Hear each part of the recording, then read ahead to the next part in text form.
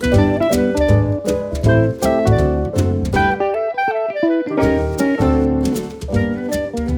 Jeremy. Hey, Michael. Tell me something interesting. I was looking at an auction catalog about a month ago, and then I went on this journey into a rabbit hole, and something unexpected happened. And I want to tell you about it. Well, now you have my attention. I like rabbit holes and unexpectedness. Okay. What first got my attention was David Hockney. Yeah, well, so far it's not too exciting. I mean, I like David Hockney, but the fact that he got your attention is totally normal. Yeah.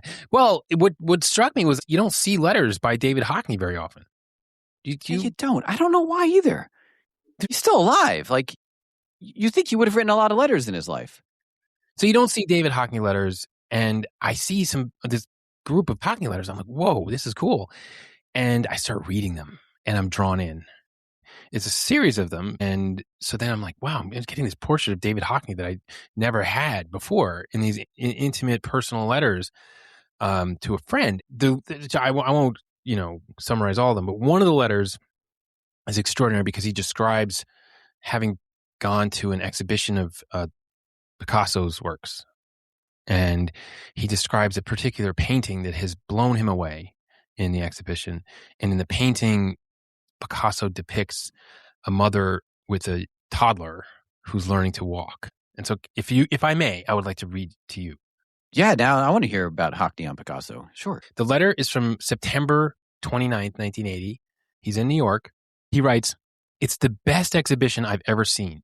I know that sounds a great claim, but I don't think I've ever enjoyed something as much and been as deeply moved." And he's not just any old guy enjoying a Picasso exhibition. He's David Hockney. So he writes, "I've never been as deeply moved." He could paint anything and did. I don't think there's another artist in the 20th century, or for that matter, another time, who could paint a family with such tenderness without a hint of mawkishness. Subjects large and small, you just look through the catalog. There's a 1943 painting of a mother teaching a child to walk that is so accurate and real. It must be based on the most intense observation. Look at it. And I love that line. Look at it. Wow. You're saying look at it through a letter, though. Yes. And so he says, the worry and wonderment in the child's face, the feet, one secure on the ground, the other groping its way in space. The hands are just marvelous. Not just a formal invention based on finger patterns, but on what a child's hands can do compared with the mother. The mother has both confidence and anxiety. Marvelous. Perhaps I'm going on, but all those formalists ignore so many things in Picasso that are there. And then this line blows me away. He writes, "I'm positive how he observed it and recreated the total experience of his observation, similar to ours, but just 100 times more intense. I won't go on anymore. I'm in a coffee shop in Madison Avenue having breakfast." I want David Hockney to write me letters. Yeah, but he continues. He says, "I've started having breakfast now as the doctor told me to eat better. Much love, as always, David." Wait a minute. A bunch of questions here. Isn't that a great letter? It's a fantastic letter. If I were to write that, which it's better than anything I would write about seeing a painting, that's for sure. Yeah. But, okay, so he goes to see this exhibit. He sits down, he takes out a piece of paper, and he writes his impressions. And now my real question is... In the coffee shop, though. Yeah, and the obvious question is... Who's he writing to? Exactly. Because he's writing to someone he's excited to share. Yeah. Right? You wouldn't write to anybody. You'd be like, I want to share my excitement to somebody who will appreciate it. Yes, that's right. I hadn't thought of that. So, he goes to the exhibition, he drops in for breakfast. You're not writing 4 of those letters when you're sitting having coffee. Maybe you are, but that's some endurance. I had not thought of it. That's a great point.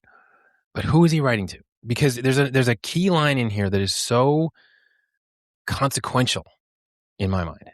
Because he writes, I'm positive how Picasso observed it and recreated the total experience of his observation, similar to ours, but just 100 times more intense. So you're saying the ours is connecting that's right. the reader to him, saying we're peers. The recipient is David Hockney's peer, according to David Hockney, in perception and in observation. Correct. I don't see any other way to look at that.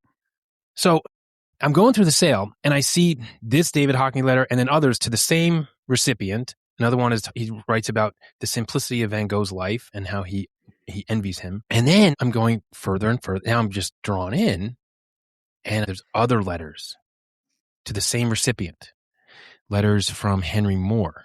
A letter that says, please cash the check I sent you. You've done so much for me, for my career, essentially. You've helped me. And letters from Francis Bacon. Wow. Same sort of spirit. A letter from Jasper Johns, in which, and numerous letters from Jasper Johns, but a letter from Jasper Johns in which Johns writes, and let me read you this. Jasper Johns here is referring to Fizzles, his collaboration with Samuel Beckett, which is understood to be maybe the greatest art book of the second half of the 20th century. Would you agree? And a major work in Johns' own career, and something of great importance to him. Not so important to Beckett, it turns out. Come on. What does he say? Okay, what does Jasper Johns say? Jasper Johns writes, I am sorry that you feel slighted because it was not mentioned that you were the editor of the book, referring to Fizzles. I believe that all exhibitions of the actual book have stated you were the editor, and I regret that you feel offended that your role was not mentioned in the context of this particular show. Okay. Now, other letters in the sale, you see, and in the same lot as the Jasper Johns there, you see that the recipient of this letter is the person who conceived of the idea of a collaboration between Johns and Beckett. So the question is, who's the recipient? I mean, these are all really interesting. Right. And the answer is Vera Russell, which you already know because we discussed this and maybe... But I did not know before this. You did not know before this, I know. Never heard of her. Now, my experience of going through this sale... Wait, have you heard of her before? I had not, no. I'm drawn in by the Hockney letters, and then I'm reading all this material in sale, and I'm bewildered at how good it is and how amazing it is. And I assume that when I go to Google.com and type in Vera Russell, there's going to be this... It's like an old man. There's going to be this... just great material on her, on this person who had these relationships. And actually, it sounds like had the great respect of these people. Of course. The Jasper Johns letter, the Henry Moore letter, and the Hockney letter, they're all creating this picture of the person, Vera Russell. So with Johns and the Beckett letters as well, we see that Vera Russell was the figure behind this project, Fizzles. With the Moore letter, we see that she's, has helped Henry Moore in his career. In other letters, there are letters from art dealers in the sale in which you see that she acted as a very significant broker and sort of informal go-between between artists, dealers, and critics even. And her husband, John Russell, was a major critic. There's a letter in the sale from Bacon to Vera and John Russell relating to John Russell's book on Francis Bacon. So there's... So let me ask you a question. What are you learning about Vera Russell from these other people's opinions of her? Well, that's the real question here. And the point, yes, exactly. And so the portrait, initially you're learning about David Hockney, but now as you go through the sale, this other person, if you stay long wait a enough, minute. So if you just saw the David Hockney letters, if they appeared at an auction, you'd be like, these are great David Hockney letters. Yes, exactly. But now, and you'd be curious who's Vera Russell, but in the totality of the sale... You'd research Vera Russell when you were doing the catalog description, but you'd probably buy them on the strength that it's David Hockney talking about Picasso. That's good enough. I mean, that's great enough. Right. So the fact that these letters are all together in an auction, I'm speaking for you. I'm see if you agree with this. Lets you understand. Now you start wondering about the recipient more because you're noticing a common theme. Is that correct? Exactly, right. Because now you're seeing that this mover and shaker, and more than a mover and shaker, because David Hockney wrote these really intimate letters to her, and so he is clearly signaling great regard for her aesthetic sensibility and her understanding of art. Right? He's pouring his heart out about Picasso to Vera Russell, and we all know who David Hockney is, and nobody knows who Vera Russell is. Now, I should add that Vera Russell's, if you're looking for her in Wikipedia, you'll find Vera Lindsay. And the page will say British Shakespearean actress who worked alongside Laurence Olivier and John Gielgud. She was born Vera Poliakoff, and then she married John Russell later on. So, but the paper trail is really thin. Yeah, you know what I'm finding so interesting about this? If there were 20 letters from David Hockney to Vera Russell, 20 separate lots, you'd be curious about her. You'd be like, wow, that was some intense relationship, right? Yeah. But the fact that they're all these different major artists makes makes me understand her differently. And it makes me think, my goodness, she knew. I mean, I'm just extending. Well, she knew everybody. I mean, you just named some huge names. Yes, and she's at the center of this complex social world, and she's very active. She's very effective. She's very influential in this world of artists, critics, dealers, etc. Right, and it's not one person's opinion. It's like a cubist painting. You're getting all these pieces, different sides, different angles that you're piecing together. Yeah, and you're getting a portrait from other people. I mean, it's kind of like she doesn't have a voice here, but we're not so fast. Learning about her. Yeah, and well, she does have a voice. In the sale, there were her diaries, which I didn't notice until after the sale. I was focused on other stuff, and we were talking about other stuff. No. And the diaries slipped by, and they're like 700 pounds. Well, what are in those diaries? She's talking. She would presumably be talking about her relationships and dealings with all of these major artists. I mean, I want those diaries, and they're gone. But so here's the thing: you go into looking at an auction of letters and manuscripts, whatever, and you expect to see Virginia Woolf or I don't know. Not only expect to see, I'm skimming for those names. Yes, exactly. And then in this case, I'm drawn in, and this completely unexpected person emerges who is consequential and also whose achievements and whose life and her role in this world is undocumented. And wait, I have a couple thoughts here. I find it fascinating that you're learning about her because these are all in the same place, and now. Sadly for scholarship, I don't know. I'm not. It's auction. This is the way life works. They're dispersed in different places. So this was the one chance. Exactly. Yes, and now the collection is not a collection. It's her. Well, it's her papers and stuff. Her papers, right, is now dispersed, and it's weird because to go back to Hockney, you have a Hockney collector probably bought the Hockney letters. Yes, and also I have to say that in the sale, there's a portrait of Vera Russell done by David Hockney, and it's inscribed to Vera Russell. So I've revisited the sale because I'm just. That's a dangerous thing to do. I know. That's not good for your blood pressure. It is or your regrets. You lose sleep over that. I lose sleep. I mean, Oh, we collectively lose sleep over that. But in revisiting the sale, there's this portrait of Vera Russell by David Hockney, and it's sold for 30-something thousand pounds.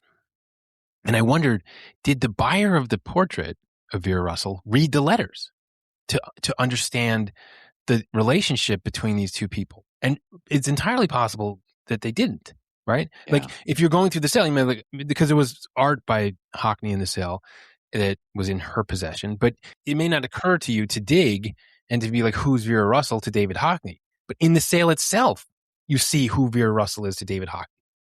And so what's happening is it's this catalog is like an exhibition, right? Yeah. It's a one-time exhibition, and after it's dispersed. This is so sad. It's extremely sad. It is. You're a downer. No. In a perfect world, things wouldn't happen this way, but it does. And this is not that uncommon. It's the whole problem of how we look at collecting. And I'm calling myself out here tremendously.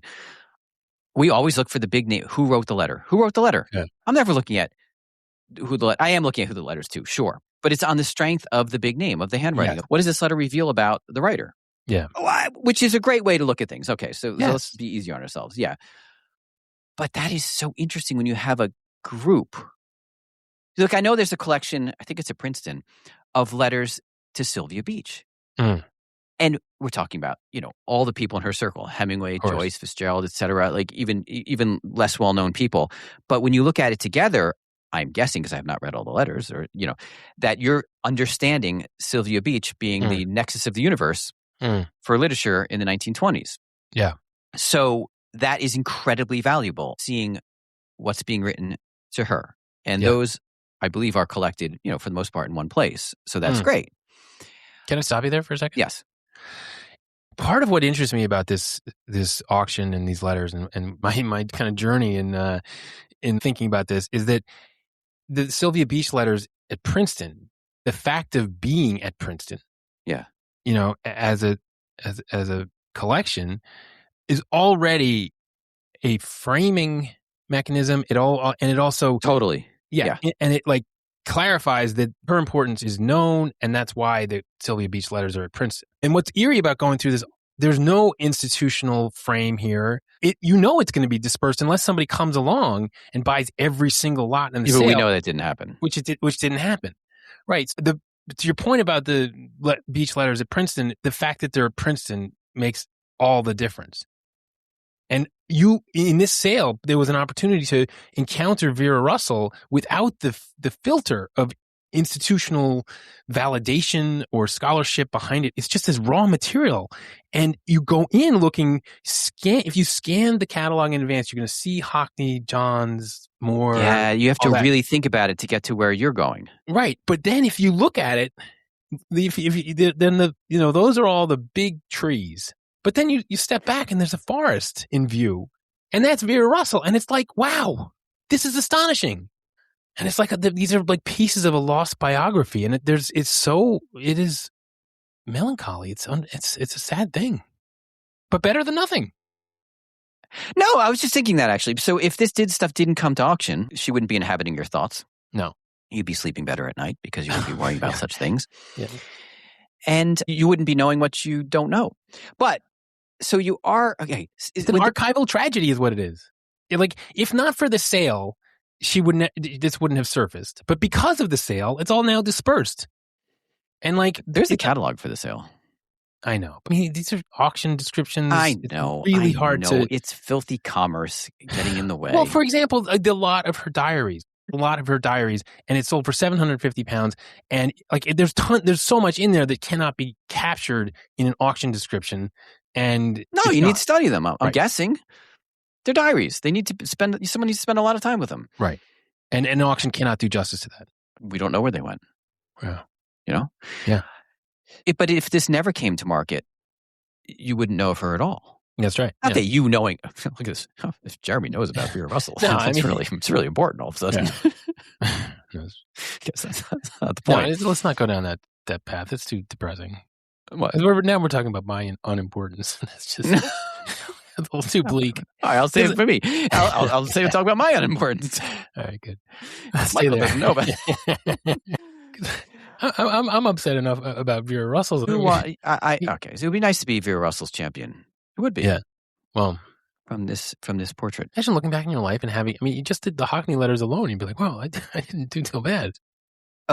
Okay, I love this idea of letters that reveal something about a person you're interested in that are not written by the person. It's totally topsy-turvy. It's like, but also something else, this is peculiar to the book market. These things surface from the great unknown. Nobody knows they're there until they surface, right? And you're not digging them out of archives at Princeton or wherever else. They're just popping up at these auctions, sometimes big auctions, sometimes small auctions, and you're having this first encounter with history itself, with these personalities and these lives and the worlds and the worlds they inhabited, the worlds they created in this case. Okay. At Sotheby's a couple weeks ago, there were these letters. This is hilarious. This is tangential, but it's that idea. If you like T.S. Eliot, you're going to want to know what other people thought of T.S. Eliot. Yeah. So this guy wrote to a bunch of famous people asking their thoughts on T.S. Eliot after Eliot died. And you think it's kind of like a tribute. You know what I mean? Yeah. It's not. What do you think of the great man? Yeah. So I think I wish, and the auction does not have the letters of the Inquirer. His name was Michael Gonin. I don't know who he is. Actually, I'm reading from the auction description. After the death of T.S. Eliot, a Canadian Michael Gonin wrote to a number of writers with a series of tendentious questions about Eliot's supposedly cold, arrogant, and prejudiced personality. So it sounds like the writer's kind of digging up some dirt. What's his motivation? Yeah. Well, I wonder, though, were the questions leading? Like, what can you tell me about this fool? I know you're like, was he really such an arrogant jerk? Well, I want to see that question. So what did the letter say? You're leading the witness. That's what I was getting at. Well, some have okay things to say, but some definitely do not. Read me a bad one. Okay. William Golding. He tried to be kind to me, I believe, but he was so tall, so thin, so stooping, and there was so little I could contribute to any conversation with him that my opinion is hardly worth having. Listen to the next one, Robert Graves. As a poet, he burned out about 1926. The main passion has been suppression. I understand he was also a coward. Oh, God. Wait, doesn't in the last line. But I couldn't dislike him. That is what a so twist. weird. I couldn't dislike him. Graham Greene, I always found him a rather aloof character, and we came together only on certain esoteric enjoyments. Okay. This is a great one. Hugh Trevor Roper. I don't think I ever met T.S. Eliot. So then why offer your opinion, right? So what's this about? But that doesn't stop him. I don't think I ever met T.S. Eliot. I do not like his cold, starched, slightly inhuman high church formalism and thin-blooded reactionary views! Exclamation point. Okay. Wouldn't you just say, like, I didn't know him? Yeah. And they just say in the auction catalog, they just say Bertrand Russell, recalling 2 meetings with Eliot in 1914 that provide a wholly unsympathetic view of his character. But Russell was involved with Eliot's wife, so right, I know, it's not really a it's not unbiased view. It's not a fair fight. Yeah, and then last one, Auden writes about his poetry, which is appropriate because he's a poet. And Auden's like, I'm going to judge his poetry. That's fair. And he says, what to me is most extraordinary about his work is how much he managed to do with so little. In other words, he took a narrow topic and had a huge range of experience and emotion. I'm paraphrasing a little bit. So that's kind. Yeah. But does this give us a picture of Eliot, or is this kind of leading the witness with the letter and, I don't know, cherry-picked letters back? I don't know. Well, it's interesting because these letters are explicitly about Eliot. The Vera Russell letters, which she receives, are not about her, but it's an inverted. These are trying to make a statement. So they seem less natural. They're not natural. Yes, right. And so the portrait of Vera Russell that emerges, if you look at this catalog long enough, and I wish I knew more about her. I wish there was a book to read about her. You need to go on a hunt. I know. To try to reassemble letters to Vera Russell. Do you know that she, in addition to putting together this project with Johns and Beckett, Fizzles, she also put together a project with Auden and Henry Moore. And actually that project preceded Fizzles, and I think created a little momentum toward Fizzles. But interesting, in the Auden-Moore lot is included the last letter that Auden wrote before his death. And it was mailed a few hours after his death. Oof. Well, no, but again, this is how connected she was. He didn't know he was going to die. I don't know what he died of. Was it lightning? I think Auden wasn't in good shape, but when he died, I mean, I don't think he was like hit by a bus or anything. He wasn't well, and had been in decline. And so, if Auden writes his last letter is to Vera Russell, that tells you something. I mean, he's got limited time, and she's significant enough in his world for him to write to her. I think you're making too much of that. Well, he doesn't know he's going to die. He's out and about still. I think he had a sense. Well, we're never going to know the answer to that. But anyway, take away Auden. Hockney goes to the best exhibition he's ever seen, and he writes to Vera. Yeah. I get it. That's my point. I get it. She mattered a lot. That's a good point. Yeah. I'm collecting letters to people now, not from people. Yeah. And this archive came together for one moment, or it had been together, and it's now dispersed. And, I just want to mention another thing that so her husband was John Russell. He was a major art critic for the Sunday Times and the New York Times. When I was trying to figure out who she was, I read his obit, right? And you can tell from the letters that they shared a social and cultural milieu, and that she was very important and had an important impact in that world. But anyway, in the obit, it just mentions that she was his second wife and that the marriage was dissolved, and that's it. Like nothing else. Even though they shared the same milieu. Yeah, it's just... Anyway. Say it a couple more times. Yeah. So she was erased one time in her lifetime, like, and asking Johns for credit for having been the editor of Fizzles. Kind of, there's one erasure, and then there's this second one that comes along, the sale. For a moment, everything is together, and then poof, it's all dispersed, never to be reassembled, just like Humpty Dumpty. Yeah. Yeah, because you know what? Humpty wouldn't be a good story if he were reassembled, though. Exactly. Well, that's true. It's like the tragedy of Vera Russell. Yeah. Same thing. Yeah. So, who knows how to look at it?